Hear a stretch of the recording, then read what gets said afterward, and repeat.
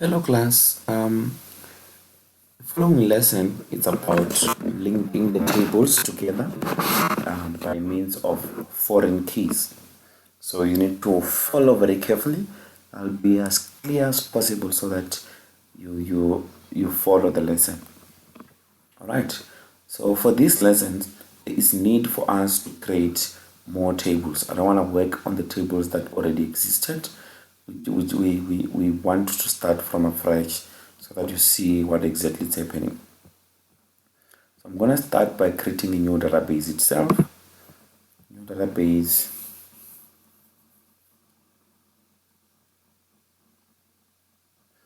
I'm going to call it relationships. Press OK. Here's my database, and I want to work on creating tables. So I'm going to create tables. The first table, maybe I'm going to call it unit ID. That's the first column. This will be type of integer. Do not allow nulls. Unit underscore name. And these are the units that we have here, like your cyber security, mobile development, and web, data science, software testing. It could be something else as well.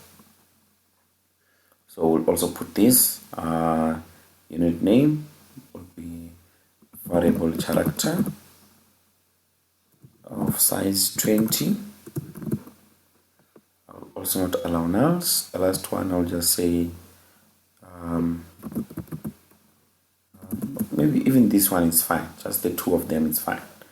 But remember, we've already done the lessons about primary keys, the lessons about identity specification. So let's quickly do that. Set this as a primary key and also as an identity specifier. So we'll come here, look for identity specifier. We expand, is this an identity? We'll say yes, it's an identity. It will say it will start at 1, we agree. Increment by 1, we also agree. So we save this. I'm going to call this unit. So I have my first table. Let me refresh so that you see it. A is my first table. I need my second table now. Second table. My second table, I'm going to call it learners. So I will say learner ID. This will be also of type integer. Do not allow name nulls. Right here, I'll put full underscore names. It should be varchar 100 because some other people have got very long names. Do not allow nulls, and I will just right here now I want to import a key coming from the other side. So I go look what is the name of the key that I want this one, which is a primary key this side. So I copy unit ID. You don't have to copy it if you can remember it. Then you type it out here, unit ID. You go check what was the data type. The data type was what? An integer. You come here, you also select integer. Did it allow nulls? No, it never allow nulls. So you also don't allow nulls. So you come back here, you highlight this key. This is for this table specifically. You make it a primary key. And then you come, you look for identity specification because you don't want to type this one. These things of IDs, you want the system to generate them for you. So we click here. This time around, let's say it's gonna look like a student card, like a student number. So it will also look something like this. Let's say it's for next year. So this will be 2020-0001. Yeah, this looks okay. And now I am now going to set this key to become a foreign key. Right? This key will become a foreign key. You can do this by clicking relationships or index keys, but here is a better way to do it. You must come to unit not unit, you must save your table first. So there we go, we're going to save our table. We're going to call it learners. So once we have saved our table, we refresh the tables. There we go, our tables have been refreshed. Then we're going to expand learners. Come to the keys, you will find there's one primary key called learners, and then you right click on keys, you set a new foreign key. Now this is the simplest way I know how to do this, and I'll advise that you follow this route. So the foreign key has already been highlighted here to say you are creating a foreign key called learners. So you click here where it says table and column specification. Once you have clicked here, a small button for browsing will open here. So you click that button. It will then ask you, where are we finding this key? The key which is a foreigner, we find it on unit. What is the name of the key? You click here, it will appear, you say it's called unit ID. Where is it found? It's found in learners. What is the name of the key? It's called unit ID. Then you press OK. And then you click close. After that, you then press the button save.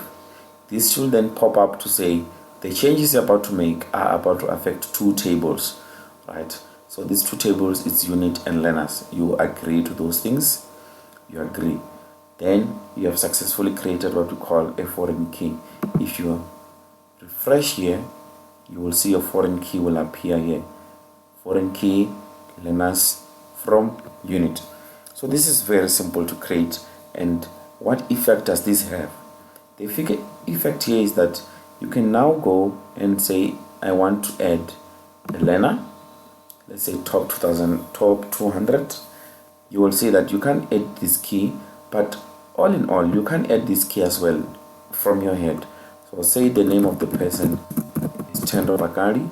You come here, you just think of an ID, you say one, you say I want to go next.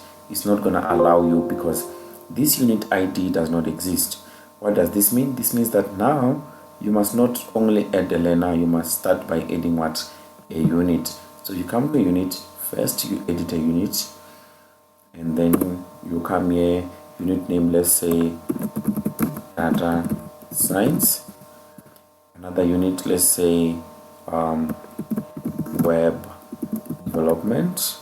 Maybe another unit, we're going to call it cyber security. And then let's create our last unit we have here, which is web development.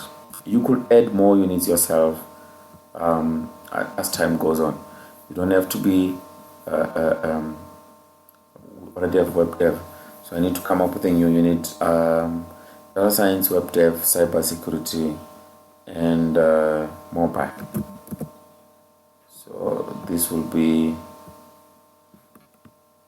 escape. Okay, just already try to save. So just say mobile development. There we go. Mobile development has been saved. Do not worry about this. We can go and remove this one by clearing the results, but I want you to see this result first. It's not an error for now. It's not going to prevent the program from anything. So look, the unit ID are here. We've got 1, 2, 3, and 5. We don't have 4 because I made a mistake here. We don't have 4, but we have the rest of them. So what's going to happen is when you go back to your table where you were editing the learners, if you say next now, do you realize that now it allows you to save that one? And then you can go on and say, we have another student called Shana, and he attends on unit 2. We have another one called Tinashe, and he attends on unit 3. We have another one called Even. He attends at unit 4. Now, unit 4, based on our results, unit 4 does not exist. So let's see what happens. If you say next, it will then give you Given as well. And then you go and say, we have another one called Ado. So there we go, Ado, and he attends at unit 9. We don't have unit 9. You press next, it's going to give you problems. So the unit must exist first before the student. So let's go verify that we have all the units we're looking for. And you realize that I've got 2 web development units. This is not a worry at this stage because they've got different units ID, right? So we could go and do an update to go update maybe one of these to become software testing later on. But basically, this is why we need our tables to be communicating together.